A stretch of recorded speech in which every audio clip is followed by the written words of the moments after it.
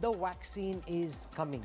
In about a week from now, India will undertake the biggest vaccination program in the world as the country starts administering shots to 30 crore people. A dry run will be conducted in all districts across the country on the 8th of January. How will you get the vaccine and how will these shots be administered? India Today's health correspondent Milan Sharma with our lead story.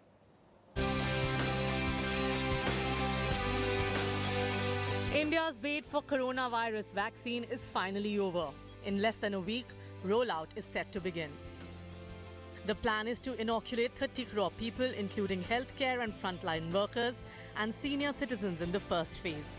India will be undertaking the biggest vaccination drive in the world, and the government says that the infrastructure is in place. जिस भी दिन हम चाहेंगे EUA के 10 दिन के भीतर हम उसको EUA का अर्थ है इमरजेंसी यूज ऑथराइजेशन, तो जिस भी दिन हुआ, जैसे अब आप जानते हैं कि किस दिन हुआ, उस दिन से 10 दिन के भीतर में ये रोल आउट होने की पूरी तैयारी है. So how will the COVID shots reach you? Covishield manufacturer Serum Institute of India and Covaxin manufacturer Bharat Biotech Limited will send vaccines from their facilities in Pune and Hyderabad by air. The vaccines will be sent to government medical store depots in Karnal, Mumbai, Chennai and Kolkata. They will then be transported through insulated or refrigerated vans to 37 state stores and 29,000 cold chain points. From here, the vaccines will be sent to all districts and primary healthcare centers. हमने पंजाब लिया था, आंध्रा लिया था, east में आसाम और waste में गुजरात, इनके 7 जिलों में हमने इसका एक ड्राई रन किया, जिसमें कि हर जिले में 5 सेशन साइट्स और हर साइट में 25 vaccination without the vaccine obviously ये टेस्ट किए गए. इसमें कोई बड़ा इशू नहीं सामने आया. What will be another shot in the arm for India is that the entire process will be carried out digitally. Registration for COVID vaccination will be done on CoWIN app. A unique health ID will be generated for beneficiaries. Healthcare and frontline workers, however, will not need to self-register. Sessions for vaccinations will be allocated with date and time digitally. Each session will be for 100 to 200 people. CoWIN हमने बनाया भारत में है, लेकिन ये विश्व के लिए है. ये एक पब्लिक हेल्थ गुड है. तो जो देश भी इसको इस्तेमाल करना चाहेंगे, भारत सरकार प्रोएक्टिवली उनकी मदद करेगी इसके उपयोग में. इसमें सेशन एलोकेशन हो सकता है, आधार ऑथेंटिकेशन हो सकता है और इसमें यूनिक हेल्थ आईडी का क्रिएशन हो सकता है. AEFI की रिपोर्टिंग हो सकती है. 12 भाषाओं में ये आपके फ़ोन पर SMS भेजने की सुविधा रखता है. QR कोड आधारित वैक्सीनेशन सर्टिफिकेट ये जनरेट करेगा. Health Ministry sources indicate that vaccination is expected to start by 13th or 14th January, but the final call will be taken by the centre. It's the final countdown as India readies for its vaccination drive. The logistics are in place and nationwide dry runs have also been done. The 2 vaccines, Covishield as well as Covaxin, have been given an emergency use approval. All eyes on the dates and its announcement shortly as India readies to fight against the pandemic of coronavirus. With Sanjeev Kumar, this is Milan Sharma for India Today. I want to go across now to the director of the All India Institute of Medical Sciences, one of India's best-known medical practitioners, Dr. Randeep Guleria. Dr. Guleria, welcome. Dr. Guleria is part of India's COVID task force looking at the rollout of the vaccine program very, very closely. Dr. Guleria, my first question is about how will the Indian administration identify who will be amongst the first people to get the vaccine shot? It's understood that the old, the aged, those with comorbidities will be the first ones to get it. But amongst that general grouping, how do you identify who goes first? So there will be broadly 3 groups which are the priority groups. The first group is, of course, the healthcare workers, which is around 1 crore, the frontline workers, which will be around 2 crores, and around 26 crores of the people over the age of 50. So now, like you said, as far as the healthcare workers are concerned, it would be easy to identify because the data is already there with the government from various hospitals, both in the government and private sector, at the central level and at the state level. So once the doses are available, they will be distributed to various centers, which will be hospitals or primary health center based. And based on what is uploaded onto the CoWIN app, people will be given an appointment. This could be done on a random basis, and they would be asked to come for their vaccination at a given time. A time slot will be there. Because remember, after the vaccination, people have to wait for half an hour just to observe for any side effects. And one issue would be that we don't want that there should be crowding. Physical distancing has to be maintained. So that will be done in a systematic manner. As far as the elderly are concerned, this would be based on the data that we have as far as the voting census is concerned. And the first group would be people above the age of 60, followed by people between the age of 50 to 60. And here again, based on the data uploaded onto the CoWIN app, and depending on the number of doses available, people at that place, in a systematic manner, appointments will be given to people depending on the number of batches and the number of sites one can have at a given place. So you're essentially saying that unless you've registered on the CoWIN app and unless you have a prior appointment, you can't just show up at one of the vaccine centers. Because my question was, how do you avoid overcrowding? Because this message going across is also a time-consuming process. People hear, okay, mere mohalle mein mil rahi hai vaccine, and then all the people start queuing up over there. How do we ensure that it actually happens in a systematic fashion, Dr. Guleria? Correct. Because if I may just add, we must also remember, unlike voting, here you have to, the adequate doses of the vaccine have to be available at that center. So if you people just show up and you have only, let's say you have only 100 doses and 500 people show up, it will not be possible to vaccinate all 500 people. So it has to be done using the digital platform where we know how many people are going to come on a particular day. They are informed and that many doses are available. It would not also be right that we have, say, let's say 100 or 200 doses and only 50 people show up. Then that will also have an issue of misuse or doses not being used properly. No, so I was at one of the pharma companies last week, and what I saw was that several of these vaccine vials are being manufactured and filled over there. However, how do you keep track? My question is, how do you ensure that vials don't go missing, that there is black marketing, that those with pull and jugaad and pressure find some way of saying, okay, healthcare workers wait, Army, Air Force wait, police wait, mera pehle laga do. How do you prevent that? So all the batches of the vaccine which are given to, whether it be the main storage site or the state cold storage site, or it goes subsequently down, will be recorded. The number of each vaccine vial will be there, and the number of doses to be given will be checked. And one of the advantages of the app is that once it's given, the data is uploaded, you get a unique health ID creation. So we know exactly who's got it. Because the other important thing to remember is that then this person has to get the second dose also after 28 days. So it's very important that the unique health ID card is created by the CoWIN app, and subsequently the date for the second dose is also sent to him through an SMS message, so that there is no sort of missing of the second dose.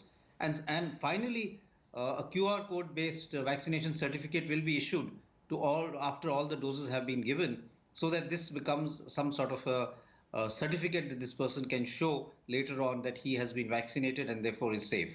I want to focus now on the regulatory process followed in the grant of the approvals, and how confident are you that the vaccines that are being administered will be safe and efficacious. But before that, I want to show our viewers this story.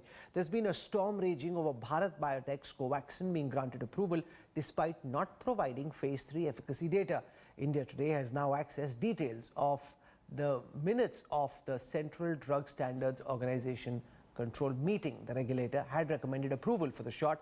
How was it that from asking for more data from Bharat Biotech on the first day of the meeting on the 30th of December to granting an approval, the SEC had such a big change of heart in just 72 hours? What turned? Take a look at this report.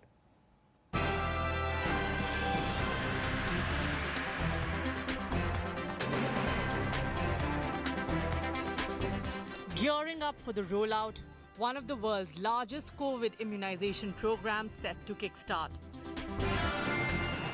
2 contenders approved for restricted emergency use. AstraZeneca and Oxford University's Covishield, produced by the Serum Institute of India, and the homegrown Covaxin of Bharat Biotech. दुनिया का सबसे बड़ा टीकाकरण अभियान चलाने के लिए भारत की तैयारियां जोरों पर है. But some experts have raised concern over the previously made Covaxin. They find the go-ahead premature because Bharat Biotech has yet to produce efficacy data from Covaxin trials. We're really talking about now is vaccines, and they're biologics, and they're actually going to be rolled out in healthy individuals on unprecedented scale. So there are some differences, and there is a need for adequate data on safety and efficacy before rollout. India Today accessed the records of meetings the regulator, Central Drug Standard Control Organization, held between December 30th and January 2nd. The minutes of the meeting held by the subject expert committee under the Central Drug Standard Control Organization clearly shows that the subject panel changed its stance for approvals for Bharat Biotech's Covaxin because of the UK mutant strain that had entered India. During the course of 3 meetings, the SEC found that the data generated from initial trials suggested strong immune response capable of fighting the new strain from the UK. Composed of experts from varying medical disciplines, the SEC of the regulatory authority met on December 30th and January 1 and asked Bharat Biotech to expedite recruiting volunteers and furnish interim efficacy data. But when Bharat Biotech presented updated records, the committee granted permission for emergency use as part of clinical trials, especially as an additional option for vaccination in case of infection by the mutated strain. Bharat Biotech has stoutly defended its vaccine-making process. The drug maker is close to completing the final stage trials on 26,000 volunteers. In pandemic situation with high mortality, available science and a lack of definitive treatments are considered by SEC for accelerated approval, as the Health Secretary has said. That is in our legal provision. In a pandemic situation, restricted use is considered based on safety and immunogenicity data, while phase 3 is still ongoing. Immunogenicity data generated through phase 2 clinical trial serves as a surrogate for efficacy. Over to the rollout for 30 crore adults to be vaccinated in the first phase starting this month. With Milan Sharma, Bureau Report, India Today. So the minutes of the meeting of the subject expert committee reveal that on the 30th of December, the view of the experts was that Bharat Biotech needs to submit more data so that we can determine the efficacy of the vaccine. On the 2nd of January, Dr. Guleria, the view changed. Now, this is coming for much criticism from experts, vaccinologists who are tracking this. Do you think this is a controversy that could have been avoided? Maybe we could have just waited for a certain number of days till Bharat Biotech wrapped up its phase 3 trials and then granted approval once you knew the extent to which this vaccine actually works. So it's difficult for me to say. I'm not a member of the subject expert committee. I can just tell you what I can speculate on what is available in the literature, because I know that the Bharat Biotech vaccine, Covaxin, has undergone very robust animal studies, both in rats, mice, rabbits, hamster and monkeys. And whatever data is available preprint shows excellent safety, immunogenicity and robust viral clearance. As a matter of fact, there was very encouraging data, and that led to the phase 1 and phase 2 trial. Now, the phase 1 and phase 2 trial, the phase 1 had around 375 subjects and the phase 2 had 380 participants. They did not find any adverse events that was significant and a very high level of neutralizing antibodies, which was equivalent to human convalescent plasma. Also, they found a strong antibody response to the spike protein, the receptor binding domain, and the N protein, and also a very good cytokine response. And this was continued, this antibody response was seen even after 3 to 4 months of follow-up in this group of patients. So they had a very good safety data, and there was very encouraging immunogenicity data. The phase 3 clinical trial is still going on, and that is the only issue that I think has come up. It has enrolled more than 24,000 individuals, but all of them have not received the second shot. But as of now, there is no safety concerns. So what I can speculate is that the expert committee probably looked at all the data, found that the safety signals were very good. Sir, but can I just pause you for a minute, Dr. Guleria? It's not just about safety. I think everyone is reassured that the vaccine is safe. It's also about efficacy. Does the vaccine actually work? Does the vaccine work? And at this moment, nobody knows the extent to which the vaccine works. So you're expecting people to queue up, register, get this vaccine if they're asked to, without knowing whether it works and the extent to which it works. So I don't think we can say that it will not work. There is very robust immunogenicity data which suggests it works. You could argue that what is the degree of efficacy? Is it 50%? Is it 80%? Is it 90%?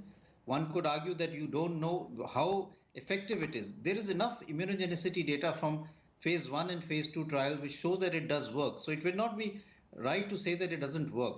One would argue that how effective it is something that we would like to see in phase 3 clinical trials, or have some surrogate markers which may give us a more robust data. I think what the committee may have felt, because at that point in time there was this huge surge in the number of cases in UK and in Europe, and there was possibly a lockdown happening all over, and we were having increasing number of cases of the variant being reported from India. It was thought that we should have this vaccine also available, but because the data was emerging, the riders were added which were not added to the Serum Institute of India vaccine. No, but that's a stretched extrapolation as well. Sir, but the participants who were enrolled in this would continue to be followed up like a phase 4 trial. No, so I think they have put in some riders as far as Covaxin is concerned, but keeping in mind the need, because if we were to have a type of situation that happened in UK or is happening in UK, and we had a huge number of cases coming up in our country, then the same group of people who are criticizing it now would have said that why did we not allow this vaccine as an emergency use, as we allowed remdesivir, we allowed hydroxychloroquine, we allowed convalescent plasma. Why did we not allow this? And maybe we could have vaccinated a large number of people. UK, as a matter of fact, has changed its entire policy. They have changed the line of the second dose from 28 days to 12 weeks, and are even now looking at giving 2 different vaccines on the first as first shot, and the booster dose as a different vaccine. The situation there is so bad that they're looking at any possibility that they can have, even mixing the vaccines or delaying the second shot so that they can vaccinate as many people as possible, taking the risk that you may have emergence of more mutant strain by this mechanism, or the fact that you're not sure what degree of protection this will give. Sir, but can I, sir, just say that at this moment we don't know, sir, at this moment we don't know fully the extent to which the vaccine works against the current dominant strain of the COVID-19. And we are hoping that it will be highly efficacious against the new mutant strain that's emerged from the United Kingdom, where if there isn't data at this moment to support its efficacy against the current dominant strain, we are hoping, imagining and calculating. Data. So there's very limited data, very limited data, sir. If you will look at a large number of previous approvals which have happened, if you have robust phase 1 and phase 2 clinical trial data, and your safety signals are very good, that is good enough to really start rolling it out in a pandemic situation. But the phase 2 got over a long time back, then we could have given approval after phase 2 itself. In a routine practice. If that's the argument, then phase 2 got over many weeks ago. We could have started the vaccine rollout by giving approval right after phase 2 instead of waiting for this process to be half complete. But this process has given us more assurance that the vaccine is safe, because all of the 24,000 people who have got the vaccine have not had any side effects. There will be no acute side effects that we've been able to find. So I think, I can't really talk from the subject expert committee point of view, but I'm trying to speculate what they may have thought. And when they saw that, okay, 24,000 people have got the vaccine and none of them have had significant side effects, safety is not a major concern. Now we talk of efficacy. The phase 1 and phase 2 trials show very good data to support efficacy. As a matter of fact, there's robust response even after 3 to 4 months. So this vaccine is going to be efficacious. The question would be, is it 60%, 70%, 90%? That is something that will evolve over a period of time. And that is why with a lot of riders, if you look at the statement that has been given by the subject expert committee, they've actually put in a lot of riders in terms of allowing this vaccine to get the authorization. Okay. It has to be an emergency situation. Also, it has to be a clinical trial mode. All of that will make it very, very challenging to give this vaccine to in a very large mode as it would be for the Covishield. I also want to welcome at this time Professor Vijay Raghavan, Principal Scientific Advisor in the Government of India. But before I let Dr. Guleria go, I have a personal question for him. Do I have your permission, sir? Yeah, sure. Which of the 2 vaccines do you intend to get, Dr. Guleria? So since I am waiting for my turn to get the vaccine, whatever vaccine I get in my hospital on whichever day as early as possible, I'm hoping it's going to be in the early part of January. I shall stand in the line and get it when my turn. No, give us the answer you give to family and friends. Don't give us an answer thinking you're on national TV. No, I'll give this to family and friends. I tell them to take whatever vaccine you get. It will save your life. It will save the life of your fellow citizens. You have to work in a hospital to see people dying. Young people are still losing their life. We've just lost the life of one of our faculty members' husband. He died at a very young age. He was not even in the high-risk group. And he died because of COVID-19. What we are fighting currently about vaccine being good or bad, I think if you talk to people who have died, healthcare workers who are dying even today, they would just want something to protect them, something to really give them some immunity to fight against the virus. When you see what's happening around you, I would take any vaccine that I get as long as I know it's safe and it give me some protection. I'll leave it over there. Dr. Randeep Guleria, for your time, thank you very much. Welcome. Thank you. Professor Raghavan, great to have you with us again. We looked at the plans that have been drawn up for this massive mobilization and rollout, but we're also seeing how countries like the United States are struggling. Vaccine doses going waste, they haven't found the right number of people, they aren't able to get them at the right time to the right place. So there are plans and then there is the actual implementation. How confident are you at this moment as the Principal Scientific Advisor to the Modi government that the elaborate plans that have been drawn up, all these tech platforms which were earlier used for pregnant women and young children, will actually work in the way that you've administered? Or will it be, or do you apprehend that at least initially there could be teething trouble where a lot of these best-laid plans just fall apart initially? Thank you very much. Indeed, we are riding on the foundations of our vaccine network for childhood and maternal immunization, which is of a size and quality which is not there anywhere in the world. So that's the positive side. The challenge on that is the scale of what we're embarking now.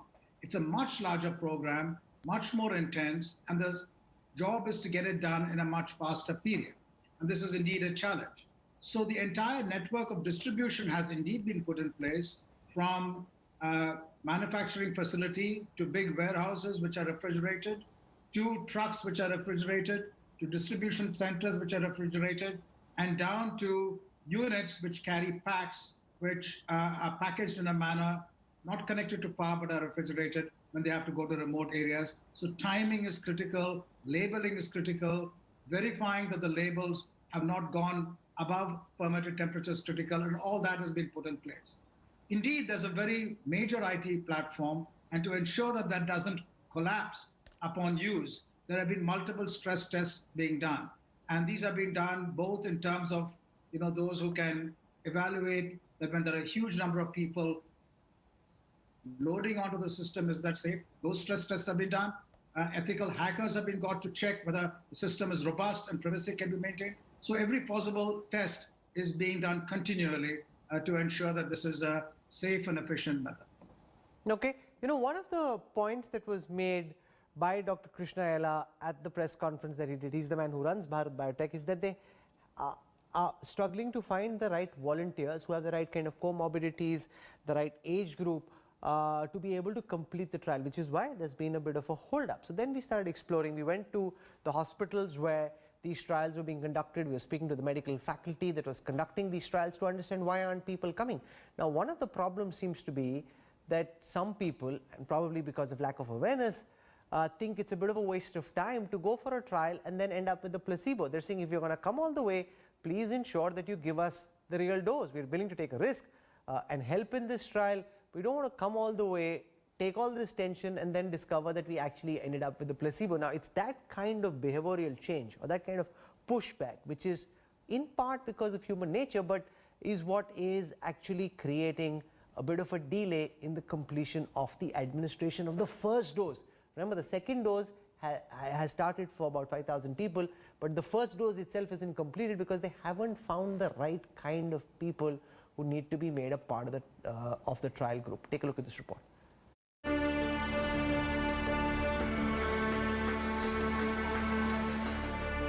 In the middle of a raging pandemic, Someone who works in the medical field, I feel like there's more that I can do to help those who can't help themselves. I'm a flight attendant with American Airlines. I work at a grocery store and I want people to safely get their food. We need to register 1 million more volunteers to complete the studies and possibly get a safe and effective vaccine to hundreds of millions of Americans. I would like to see again visible smiles. I'm a grandmother of 4 and I miss my grandson. What can I say?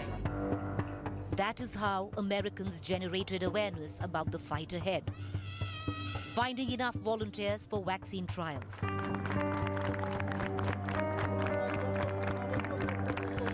A momentous challenge in a country as diverse as India. Phase 3 trials for Bharat Biotech's Covaxin are underway at this facility in Jaipur. So far, 3,000 participants have taken the shot here since December 18th, including India Today's Sharat Kumar. Bharat biotech company ने एक जो phase 3 trial यहाँ पे इस centre पे हमने start करे हैं। पूरे राजस्थान में एक ही सेंटर है जहाँ पे हमने स्टार्ट किया इसको। इसके अंदर हमको कोई भी पेशेंट को सेलेक्ट करना होता है, पहले उसका इंक्लूजन क्राइटेरिया के अकॉर्डिंग मैच करना होता है उसको। If the subject is eligible, then we include the subject. First, we explain the consent form to them. तो जैसे मैंने आपको बताया इसमें 2 डोज लगेंगी आपको। फर्स्ट डोज लगेगी, सेकंड डोज 28 डेज पे लगेगी। इसमें 0.5 ml का एक जो सॉल्यूशन होगा वो इंट्रामस्कुलर लगाएंगे आपके हम। साथ में पूरा आपको ऑब्जर्व करेंगे इसके अंदर हम आपको कोई भी अगर साइड इफेक्ट्स होते हैं, कोई major side effect, minor side effect, adverse events जिसे हम बोलते हैं, तो कुछ भी होता है आपको हमसे टच में रहना है, हम आपको टच में रहेंगे। Amongst the 8 vaccine candidates in India, the indigenously made Covaxin has been granted emergency use authorization. Along with Covishield, developed by AstraZeneca with Oxford University, several others, including Sputnik and Zydus Cadila jabs, are due to begin their phase 3 trials. My family knows about this. The Bharat Biotech shots, for instance, is close to completing the final stage tests on 26,000 subjects. But the hiccups it encountered initially suggest volunteer registry is a formidable task. Awareness issues and general reluctance in participating in the inoculation trials made the job difficult. मुझे पता लगा कि जो है phase 3 trial के लिए, Covaxin के phase 3 trial के लिए वॉलंटियर्स की कमी पड़ रही है, तो मैंने डिसाइड किया कि चलो मैं भी इसका हिस्सा बनता हूँ।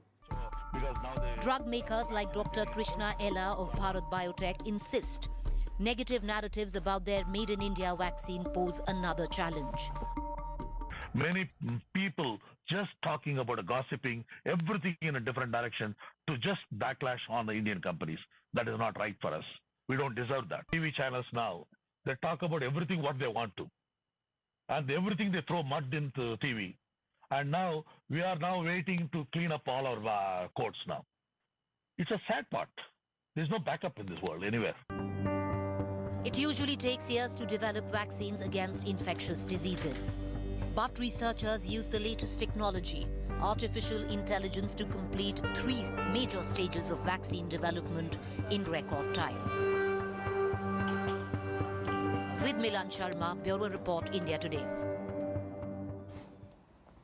Now, these are some of the challenges which you don't see on the surface that the companies and the medical staff involved in the trials are dealing with. And it is, in some senses, Professor Vijay Raghavan, understandable, because if a human being is going for the trial, he would like to ensure that he gets the real vaccine.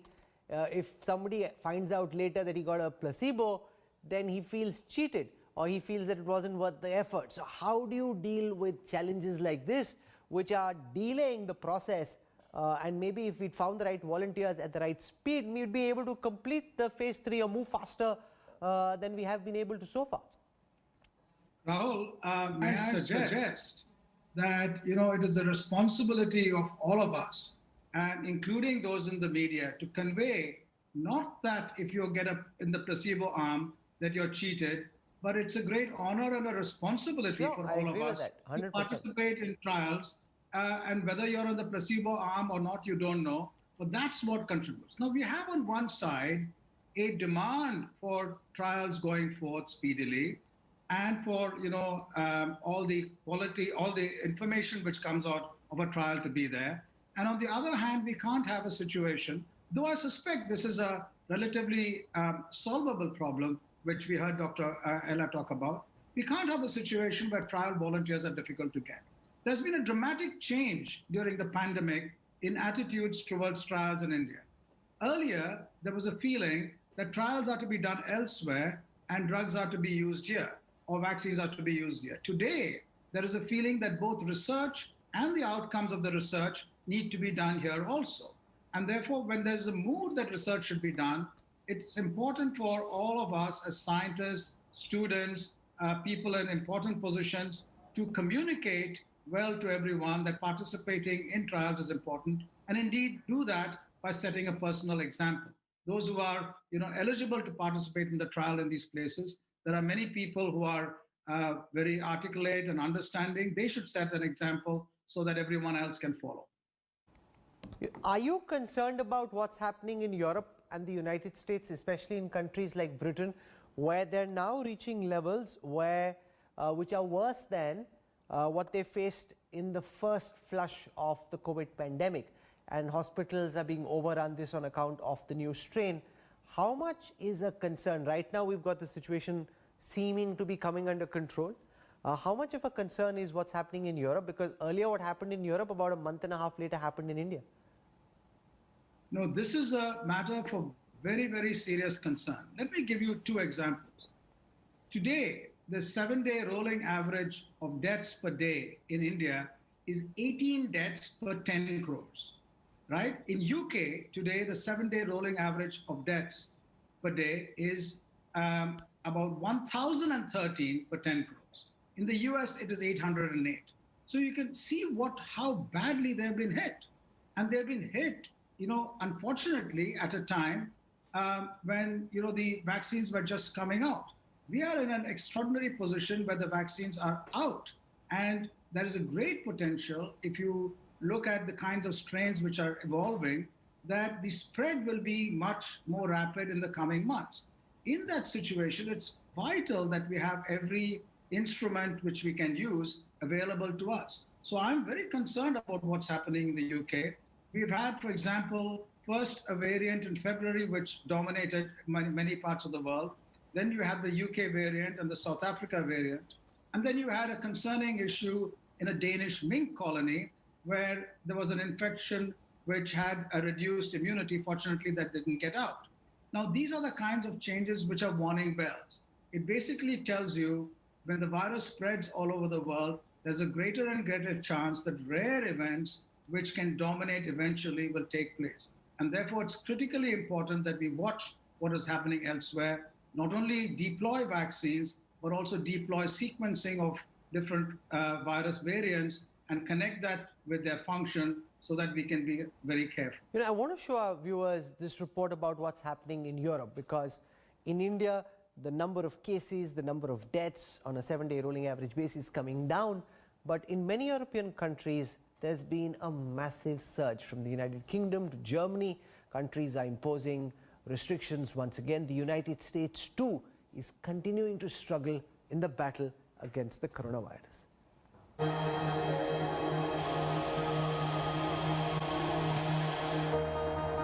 Over 76,000 deaths since the onset of coronavirus pandemic.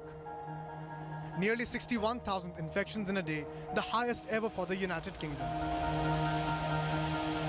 The island nation is now under strict lockdown, the third one so far. The country, which has started a vaccine drive, is struggling to get a grip on the new strain of the virus that is 70% more transmissible. It's clear that we need to do more together to bring this new variant under control while our vaccines are rolled out. In England, we must therefore go into a national lockdown which is tough enough to contain this variant. That means the government is once again instructing you to stay at home.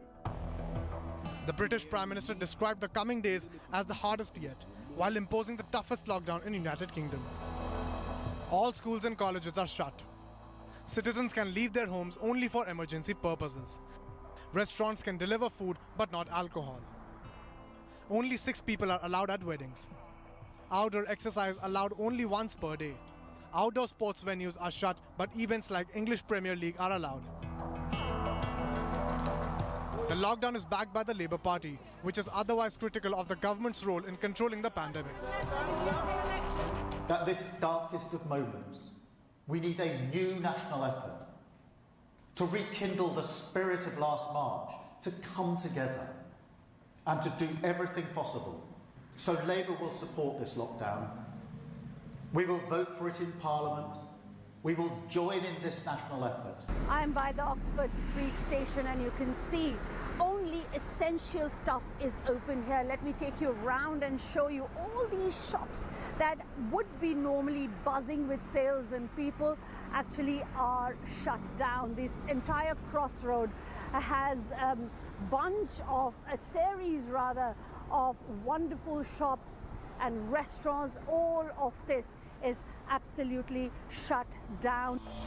The situation is no different in Germany. Confirmed cases in the country have crossed 1.8 million. Over 37,000 have died so far. Germany has imposed stricter norms till January 31st. Non-essential shops are shut. Restaurants, bars and entertainment venues are closed. Social gatherings are limited to 5 people over the age of 14. Movement of citizens is limited to 15 kilometers in areas having more than 200 cases per 1 lakh residents in 7 days.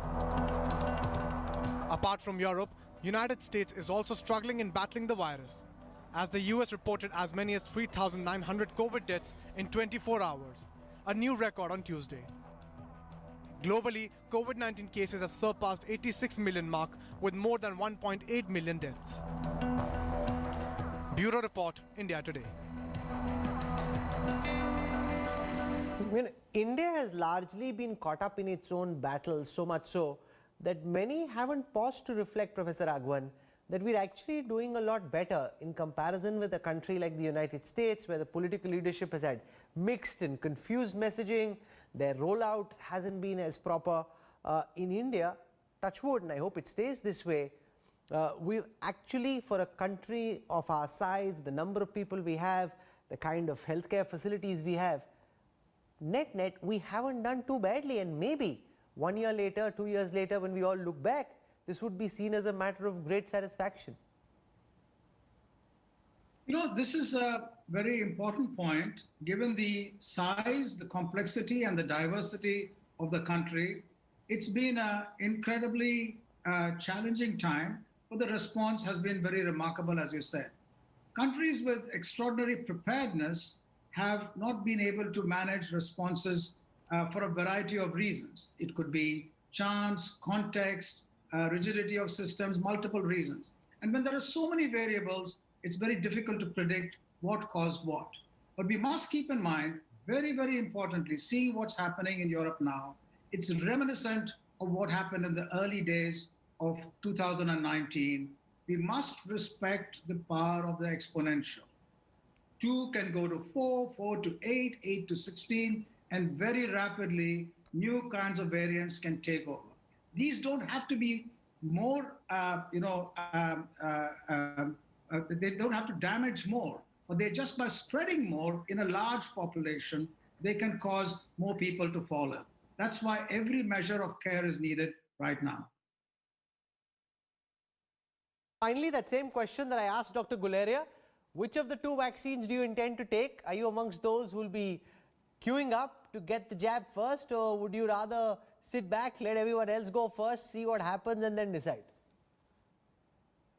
You know, we must keep in mind that vaccines come after long trials. People have put, as you pointed out earlier, their social commitment up in the front and gone for trials.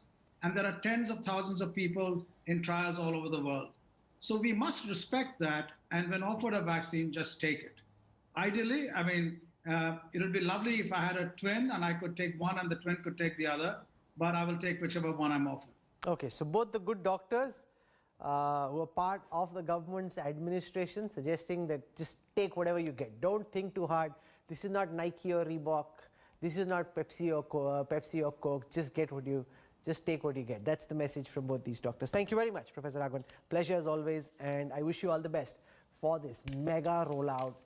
There's a big meeting between the Health Minister, the Union Health Minister Harshvardhan, and State Health Ministers tomorrow, where they'll plan the rollout, look at the preparations, and in the way that it's shaping up, it seems that within the first few weeks, India will be able to overtake a lot of the countries across the world in the speed in which the vaccination program is rolled out because of our manufacturing capacity and the systems that have been put in place. But remember, these systems are currently on paper. They're fancy apps, there's a lot of technology. We need to see in the end the extent to which this technology holds firm when there are lots of people trying to log in, trying to register themselves. So we'll track the story closely. We'll slip into a break. When we come back, I'll have more for you on the other side in part B of the Newstrack. Stay with us, back in a moment.